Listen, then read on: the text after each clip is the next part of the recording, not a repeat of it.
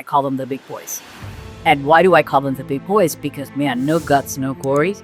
And these guys found a lot of guts. Because to put up one of these mammoth towers is an enormous investment. Now, when we get the debacle of 2008, 2009 with the financial crisis, talk about a complete debacle. But in that disaster, with a partner like George, and by the way, like Mom, who was solving different problems for different people, I had the insight of both. And we navigated through all of that chaos that engulfs us. And some people think that that's a bad thing. I think it's a wonderful thing because it gives us room to be authentic. It also gives us room to fail. And without failure, there is no success. Good to know. Next time you call me, I hope you call me to give me $1 million. But for today, I'm not giving you a dollar. Welcome, everybody. My name is Elliot Lee. This is Changing the Skyline podcast.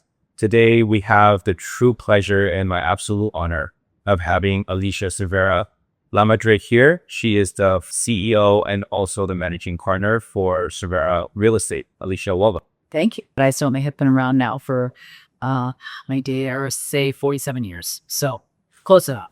Well, still a juggernaut inside the business. 100%. Certainly been knee deep in it, and even long before I started actually with my license, because as I often say, my mother's idea of picnic was pacing a lot as she threw it harput, I guess, and said, "This is lunch. So you've been doing this for a while." Right. Yeah. The Cervera Real Estate started in 1969. Right. This company is absolutely amazing. It is responsible for building over 115 successful projects along with developers who have programmed and created successful projects, over 14,500 units, and over $16 billion in collector sales. Okay. But it's been a lot. It's been many, many years, and we've had the privilege of working with the best developers in the city and really be part of, because I think we've more than witnessed it. We've actually been part of the transformation of the city. And when I look around, I see my blood, sweat, and tears in so many of these buildings. As I often say, they can't build them, we don't sell them. So we have been shoulder to shoulder in that true entrepreneurial fight of getting these buildings done with the best developers in the world and the best architects and the most creative minds in the best city. Really, that's, I think, setting the standard and then always elevating it first. Right. So you've seen the Skyline completely change here in Brickell, of course. You guys have been through so many different real estate cycles. Walk me back to the very beginning. When you first got into the business and you came in with your mother, how was it like and how has it evolved? Well, in the beginning, I was 3 and I was living in a house that is now the exit ramp for I-95 to go onto US 1. So that was even before, of course, Mom started the company. But those are my first memories of Brickell. Like I'd say you could take a nap in the middle of the street and not worry about getting run over because there wasn't a car that was trying to be past there. It's kind of crazy when we see the transformation. And then if we fast forward to when, these buildings started getting built, I think to put it in perspective, if you wanted to have lunch, there was one place to go to, which was Brickell Emporium. And if you wanted to have nicer lunch, there was one place to go to, which was besides Rivergate in the 444 building, which is now what Capitol Grill is. And that's it.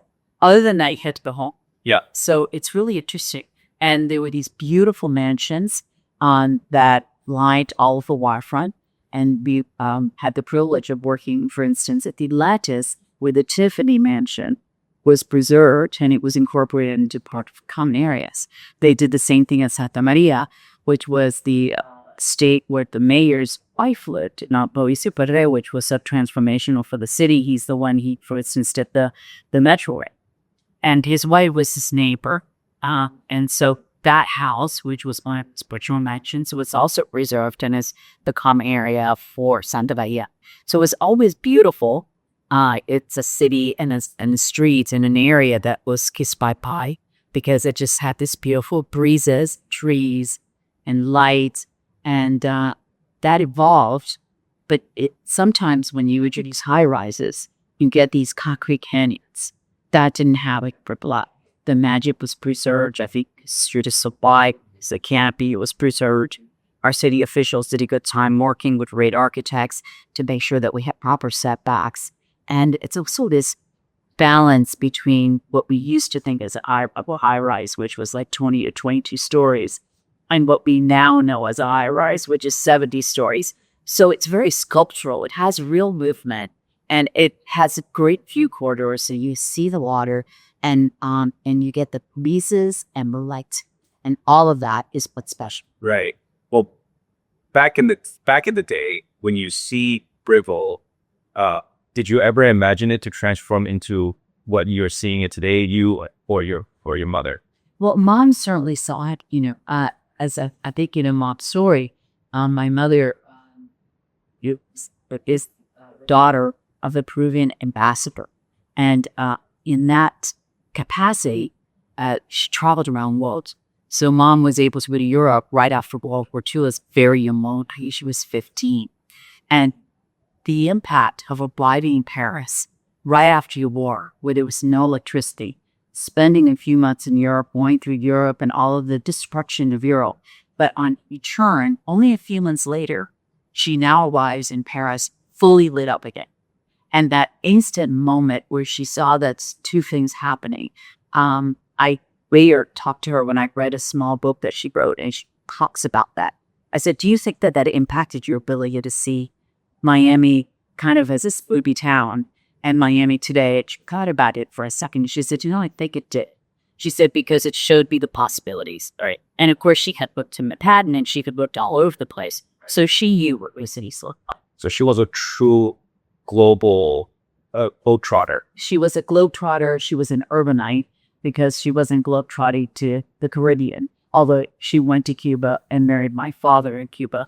But Havana was kind of the capital of the Caribbean. Right. So she was always in major cities and had the opportunity to see very dense and dark cities and very light and bright cities, because, compare Manhattan, which is beautiful, but it's a very dense city. Right. And then you go to Havana, which is obviously not as dense. And we have to think of the time period, also late 50s over 60s, but it's an island, so it has all the breezes and the lights. And then you put the boat together and you get Miami. It's this combination, as I say, of the very fertile soil that the United States of America provides for all of us, whether we're immigrants or born in this country, with the creativity and the innovation that is brought by all of the immigrants that are welcomed through many generations in the United States to come here and follow laws and to become part of the country and to take advantage of all of the platforms that allow just... Right. I think that is such a great baseline to our conversation today, because everything starts with a vision. And the fact that your family was able to see Miami for what they could become and see how cities are from other worlds and what they can bring from other cities to Miami really is what fuels the growth. A lot of people that have lived in Miami for a long time, they say that Miami is very, very expensive. But if you look at world and global cities and you compare Miami with the price per square feet that you can get at the value, we're really still undervalued compared to the world. 100%. And Miami still has a lot of runway ahead of it and a lot of growth opportunity. And just to finish answering your question, because you said, what about you and how did you see it? Correct. And, my background is in psychology. It's what my degree's in, and I always think of everything as if it was people, So I definitely had the privilege of growing up in a city that grew up with me. So Miami was kind of always the right size for me. And if you've ever had that experience of going back to a place that you were at when you were real, and it felt so big when you were a child, right? And then you go back and you go, this playground really isn't that big, or this school really isn't that big. But it was the right size when you were there at that point. And that's what Miami has been for me. It's been this natural progression, which I can't ever say I was surprised by how it developed, because it's like being surprised that your body's growing up. Absolutely. I was so in it that it just felt like the next logical step. Right. And I think that's important, because when it's logical, it seems obvious. And when it's obvious, there's no fear. When there's no fear, stop. Well, as that's kind of the DNA. Right. As the managing partner for Cervera, having built so much success, having advised so many developers in creating the Skyline, which is the reason the name of the podcast, Changing the Skyline. Everybody that's part of this podcast will have contributed to the Skyline one way or another. Right. And for you and your leadership, you guys have done so many successful projects. I really look up to that, and I know that you guys are the pioneers, are the ones that created the new development industry. And I would love to hear a little bit about how that mindset kind of came around, and how you guys came to the idea of creating the new development sales process. How did you guys think about like creating sales galleries and this whole from point A to C, how the entire process worked? How did that idea kind of come about? Yeah, I think it's always been a partnership, but one of the things that makes the United States an exceptional country is that people become experts in their fields. They don't try to do everything. In the United States, we don't try to be a jack of all trades.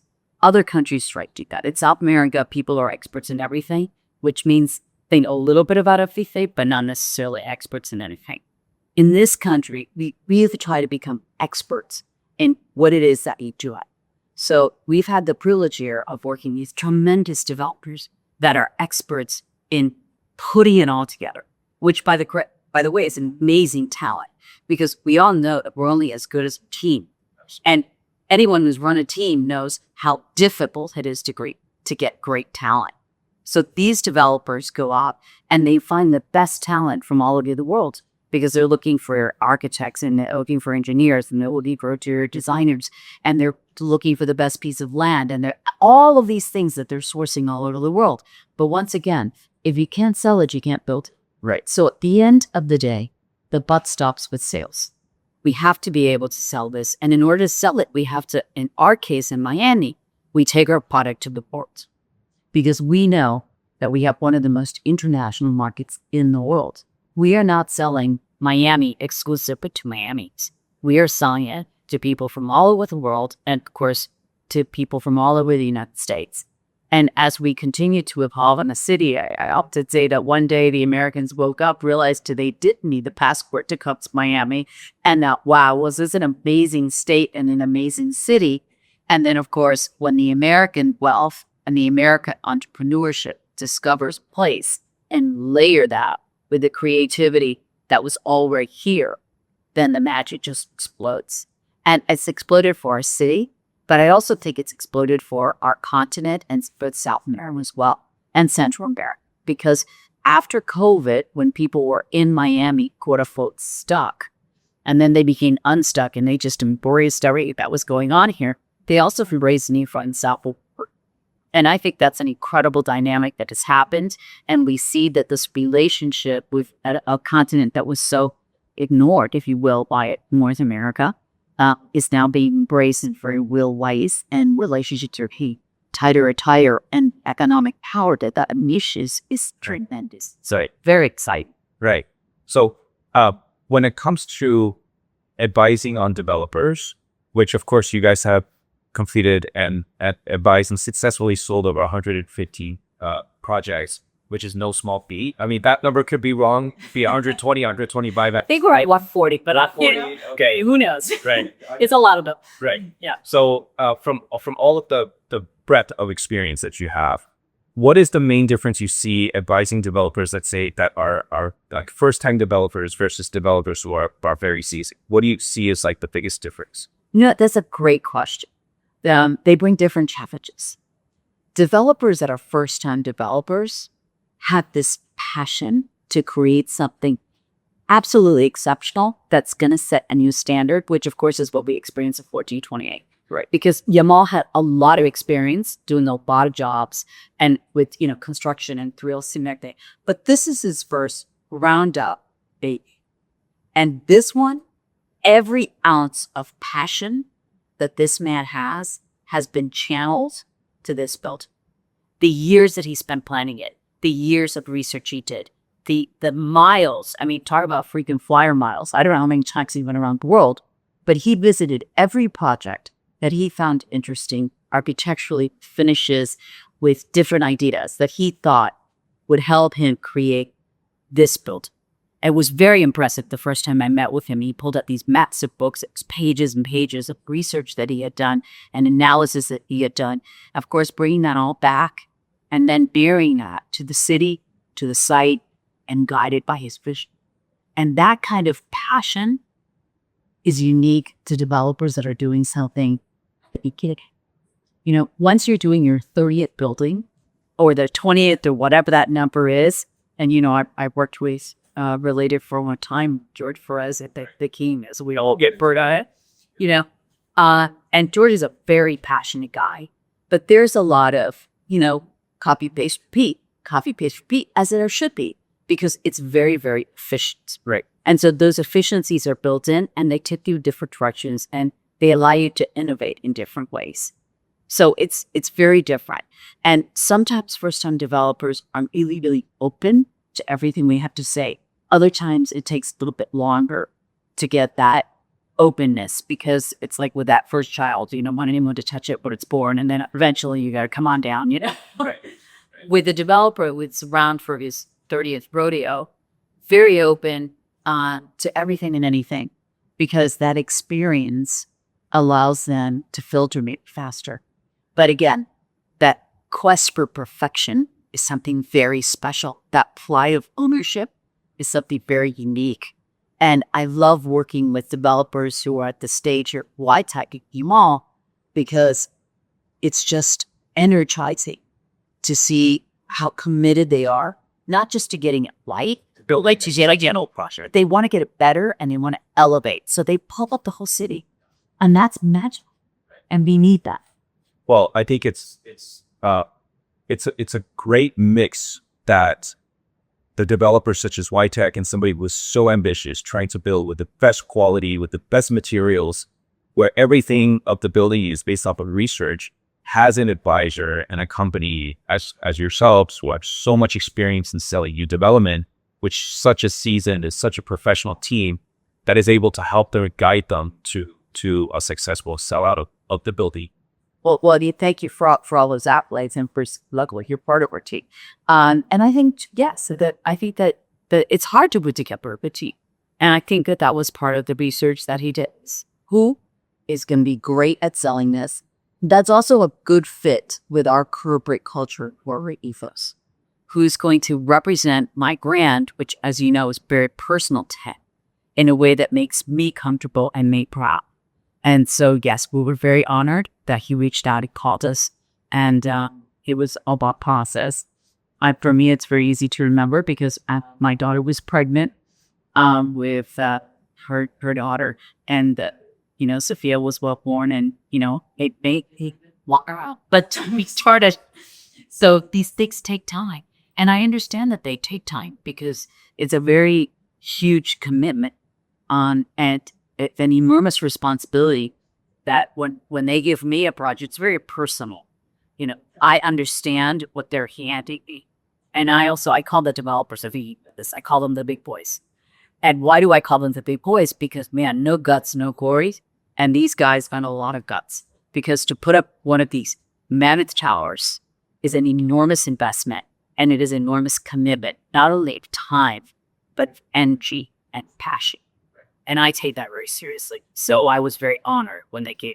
Developers have so much risk. When they're building a building, they have so much on their mind. They have to go through so many different, let's say, tests and hurdles that come maybe expectedly or unexpectedly. So to have a company who is advising them on the sales side, who has lived in Miami, has breathed in Miami, who understands the culture and the people here, Cervera brings to the table something very, very unique. And I kind of want to jump into that a little bit. Back in the early 2000s, you were able to get a partnership with George Perez on the related Cervera Realty, Right. Where you guys have done so many successful projects together. Can you talk to me a little bit about that whole experience, of how that happened, maybe some of the struggles that you guys went through, but how you kind of got out of it? Right. So George started as a client, and we started working with him. Krister is an extremely dynamic guy. The city was very, very different, and we were all so much younger. I talk about climbing a ladder and the flowy dress and stilettos like this, and no big deal, let's go, And of course, now there would be 75 insurance policies and 80 guys freaking out that you're in a foot strip. But it was different. The world was different. and we were different. So George started as client. We started selling with him. And then one day he said, I want to partner with Cervera Real Estate. And internally, the decision was made, might not be such a good idea because we were also representing other developers. And of course, there was a conflict. So I talked to George, and George said, Alicia, I want to be your partner. I don't need to pay you to do it. Just do it. So I went to a very good friend of mine, a guy by the name of Freddie Baramis, and I said, Freddie, I've got this pondry. What do I do? He said, oh, just start another company. I said, what? He said, yeah, just start another company. And I don't know if you know, but my first job with a real paycheck was at McDonald's. You know, welcome to McDonald's. Would you like fries with that? Everybody has a BD.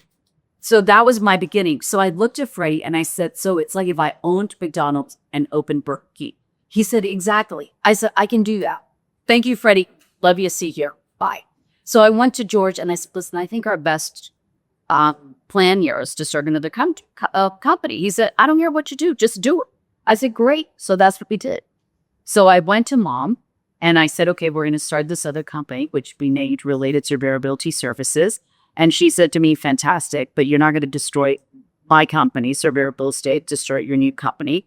So you can have 5 agents and good luck with that. And I'm here to support you any way I can. So that's what we did. I started with 5 people and we went in this incredible journey, which was, imagine the Indy 500 for 10 years. Right. It was just go. Nonstop. Go, go, go. And George has that kind of energy and it's very contagious. And I think one of the best compliments that I've ever received in my life is when George called me and said, you know, one of the things I like about you is that nobody works as hard as I do, except for you. And that was a real compliment because this man can work. And that's what we did. We worked, but we loved what we were doing. And every day was a good day to launch a project. I often get asked by developers, when's a good time to start my job? And I say, whenever the job is ready to go, because it's always a good day in Miami. And yes, the season is from Thanksgiving to Easter. That having been said, every day it becomes more of a reality. Miami is a non-seasonal city anymore. The city is full all the time, and different people come at different times. Of course, the ultra net worth is the high net worth is here between Thanksgiving and Easter. But there's all these other people that are around, and more that ultra high net worth is also here because now they've moved their companies and they've moved their families. So they're not pulling kids out of school and they're not abandoning their businesses for 4 or 5 months. So more and more, we are go, go, go 12 months. Absolutely. We're starting to see that, of course, also in the new development space. I see buildings that were built 10 or years ago where the average size of a 2-bedroom was somewhere between 12 to 1,300 square feet here in the city of Brickell. Right. And now you're seeing developers build bigger. So our 2-bedrooms that are 1,800, 2,300, 2,500 square feet. Calling to that debate. We're going bigger and we're going smaller. We're going bigger for the ultra high net worth. We're going bigger for the amazing job opportunities that are being created with the fabulous salaries. But we're also going smaller for the people that are getting squeezed out. So that like in most major cities, then the unit size gets reduced. The architecture gets more clever. The design gets smarter. The apartments are fitted out better. The appliances are sized accordingly. So you still have a great quality of life. In Miami, we are particularly good at creating spectacular common areas. So your unit is where your life begins, but not where it ends, because you have wonderful pools and amenities in great areas. So on both ends, we have figured out a solution to keep the population growing, happy. And as we struggle with affordability, we're coming up with solutions so that we have a city that is a representative of all of our income levels, as our commissioner said the other day, where everyone can afford to be here. And we also are accommodating for the very, very top of the market, which is super important because those are the job creators. Those are the people that are also funding so many of our institutions and so many of our charities and helping us build schools. And they're providing leadership not only for Miami, but quite frankly for the world. Absolutely. Because we have the brightest minds in the world that are all contributing here. Absolutely. We really are just at the tipping point. We're the beginning of the tipping point for the next foreseeable future of what Miami can become. We're really catering to, it's not just the people who are working, the working class that's here in Miami. It really rides up to even the government who's offering the Live Local Act and giving tax credits. for developers that are able to build more affordable housing type product. That's better for all borrower. Right. We have to keep the whole city price because I think that's the great experiment in my end. We are organically what so much of the world is trying to be. And I think we are that way because in part we're such a young city and everybody remembers our thriving. So since we remember that kind of moment of panic and disorientation when you're at the new place, you also remember that person that opened their arms, that welcomed you, that showed you the way, and then said, hey, the only thing we ask of you when you come to the city is that you bring a smile and an intent to do something good. Whether it's pour a drink or build a $2 billion building, thank you, Keith Griffin, I'm equally happy for that person that pours that drink with a smile that makes my day better when I get my coffee at slot. So just have to come to add something because we need people that are at every level. And I think in this city, we do a very good job with that because we're also filled with gratitude for the opportunities that the city gives us, the opportunity the country gives us, and for the way of we received. And that makes things flow better. And we have this wonderful, I would say it's even magical, maybe that's what we're called the magic city, chaos that engulfs us. And some people think that that's a bad thing. I think it's a wonderful thing because it gives us room to be authentic. It also gives us room to fail. And without failure, there is no success. So that bit of non-predictability, maybe it's a lot of non-predictability, clears the path to make incredible food time. I love that you mentioned that. Please share with me one of the times where you felt that maybe it's during the RCRS days. One of the times that you have been through a struggle that was difficult for you and how you overcame that struggle. Look, there's been many, many struggles along the way, you know, or any given month when sales are slow, there's a struggle. And every developer meeting you go to, you feel the pain. But anyone particularly that you remember that you really felt like it was triumphant that you got out of it? Maybe at the time you didn't know, but after a while, it's one of those things you would bad. Listen, I think a big challenge that turned into a huge victory was when George said, I want to be your partner. And my partner, Alicia Cervera, said, that's not going to work.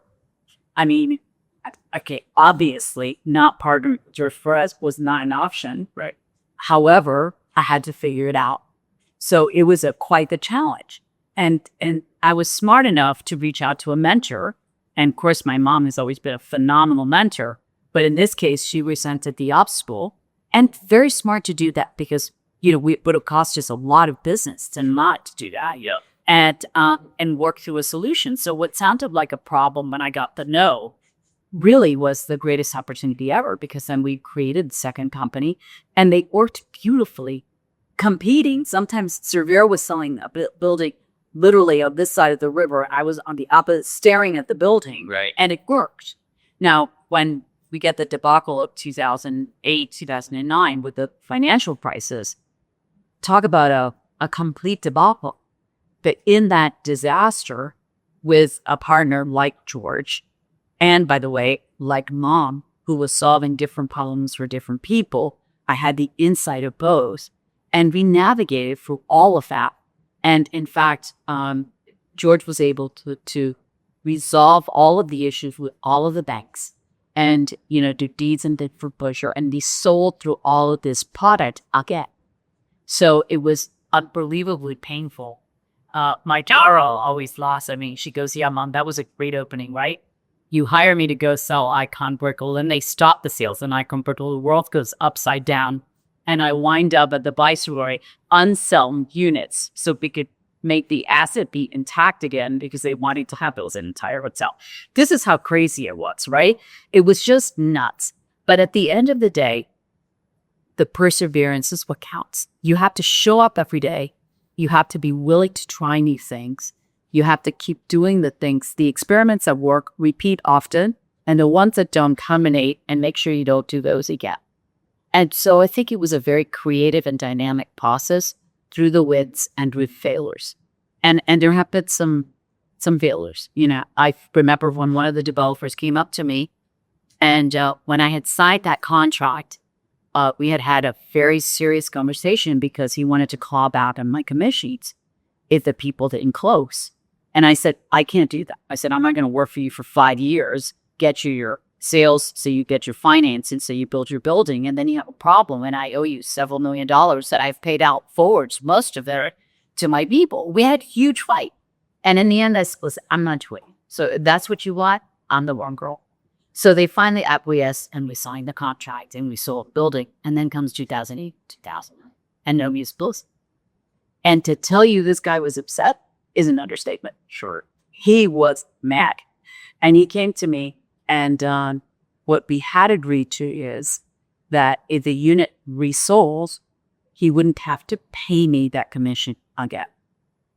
So he came to me and said, we had to start reselling everything. Mind you, they kept the deposits. So it's not like they were zero. Now they were at much smaller deposits.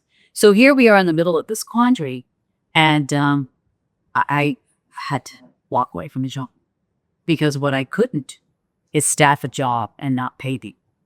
And what he wanted to do was keep my staff and not pay Right. and not pay me. He knew he was going to have to pay that. And so that's what I did. And that was a very bittersweet. Something that George Forrest did not. George looked at me and said, hey, I know that we need to pay. This is gang over new gang. And George stepped up and paid all of the commissions moving forward because everybody got paid. It was awesome, precise. And we kept going. So, there are also things you have to be really grateful for when people work with you, when they see a situation that's not tenable. And learn from those people that seemed to develop what's called me and said, I need you to give me, I forgot, like it was $1 million or $2 million because I need to sell with my neighbor and I need to, you need to cop this up off your feet. And I said, well, how did you come up with that number? And he said, quote, I never call anyone for less than $1 million. This was his answer. Okay.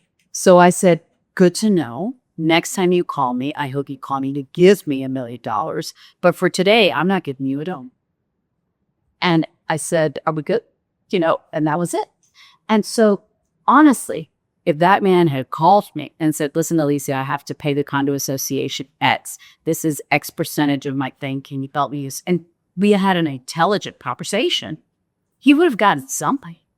But don't call me and say, I never call anyone for less than $1 million. Okay, buddy, good to know. Next time I take a call, it better become this one, right? So, it's interesting in business how you have to honor the people you work with and respect the challenges that they have.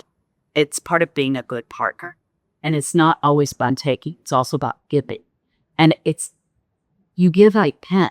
Sometimes you give financially, and sometimes you just have to give with more blood, sweat, and tears, and sweat equity, as they say.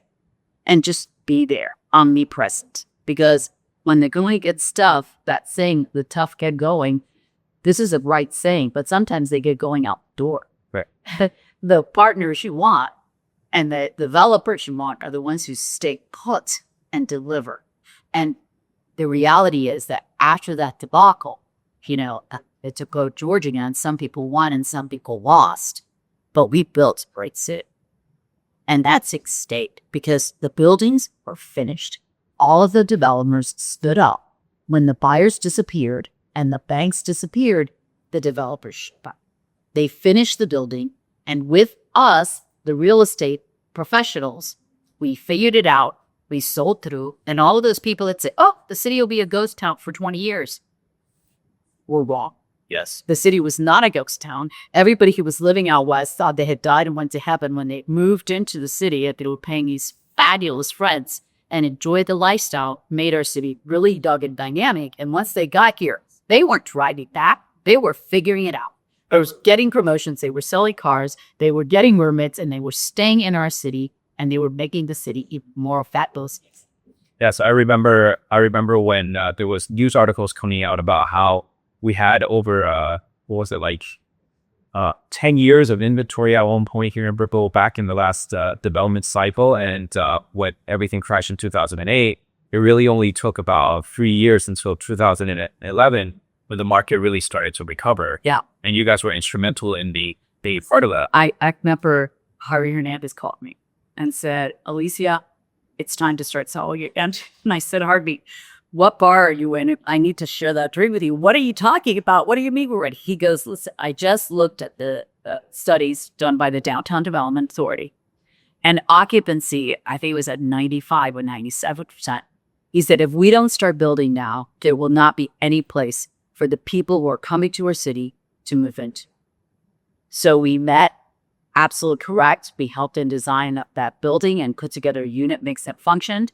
And we went to market asking for, wait for it, 70% deposits and got because entrepreneurs are always ahead of banks.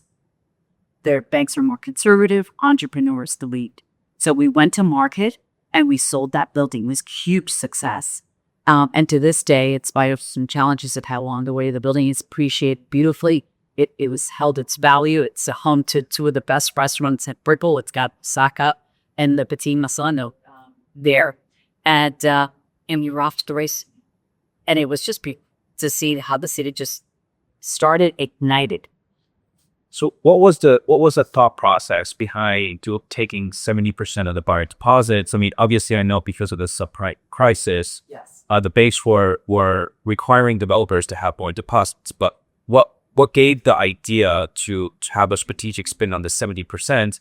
And also, how did you guys change the layouts of the building, or how did you guys position it for the success of the community? So look, in the credit ever credit is duty property. That idea was initially the Melix, which is also a client of ours that we work in Soldaria for them, and at buildings. And they came from Buenos Aires, from Argentina, where they would used to get deposits, slightly different the way they structured it. And they had done it a much smaller bit, but they thought of the idea. Now, why was that important? Yes, it was important for the developers to get the financing and all that.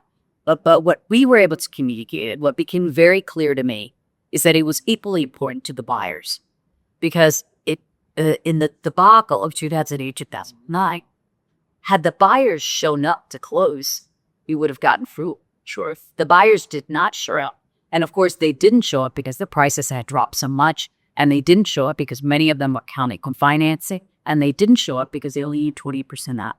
So when I started talking to buyers that were tiptoeing back into the market, and by the way, the strongest market in the planet Earth, because the people who did close in 2008 and 2009 and 2010, completely unleveraged. So when people ask me, how do we know we're at the bottom of the market? I said, because we are standing on cold cash. There is no leverage under this floor. Everything here has cold cash. It's one of the most under-leveraged cities of the United States because, we are leveraged this stuff. So people started coming in. I said, look, you were partners here, not only with the developer, but with your neighbor, because you're both investing 70%. No one's walking away from 70%. So your guarantee of completion and success, and of the fact that you're not going to be walking into a ghost town when this building is finished, is that the guy or gal next to you are equally committed. So this is a partnership. And that's why it works, because the buyers got it. They understood that they weren't only protecting the developer, but they were protecting their own investment. Right, which also in turn protects the entire market as a whole. 100%. And I think that's a very important part what we as salespeople do. Because the developers will come and tell us what they need. And if we're good about on our jobs, we understand that the developers' needs are the buyers' needs. But we have to translate that leverage. We have to be the storytellers that communicate that. So we're not only communicating the magic of a vision and reality at finishes. And, we're so blessed to be at Mullen House, where the 4G28 finishes are not left to anyone's imagination and touch the feel sometimes we half thrilled. But not only do we have to convey that in this talk, but we have to convey the value proposition and why our buyers paying. And whatever they're paying, it's a lot to that buyer. Whether they're buying a $500,000 unit or a $50 million penthouse, it is a lot of money to that buyer. And we have to convey that value.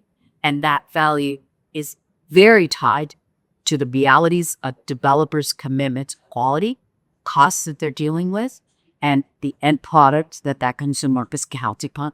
And when you connect those dots and you connect the vision, the beauty and creativity and the finishes, all that, with the realities that cost to keep on those things, when we walk into the construction site here, we see this wall that's this big that I'm still in awe about, and those things that would make this building finish. But when buyer understand that's what you close to, that's when magic happens, because that's when there's alignment. And then it's a journey that we all go down together. Developer, we as salespeople, and our consumer are alive. Sure that you absolutely.